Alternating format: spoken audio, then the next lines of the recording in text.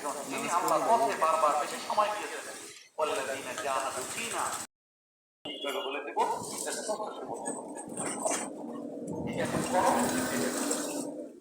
এখন তোমার জন্য লোভনীয় খাবার। এখন তোমার জন্য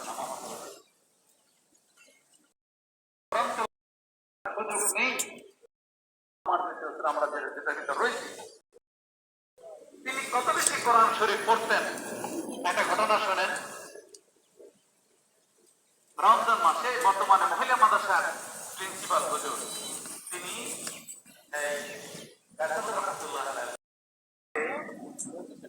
প্রতিযোগিতা করে তার আহলিয়ার সাথে, তো এই নাতিদেরকে বলতো কয় পাড়ায় আজকে পড়তেন, বলে সুবহান, একজন আরেকজনের সাথে তেলাওয়াতে পারলাম। একজন ছোট একজন আমের ছেলে বলতো আমার কাছে কোরআন তেলাওয়াতকে ছোট করছি না, কিন্তু আপনি শুধু কোরআন শরীফ পড়বেন, আপনি একজন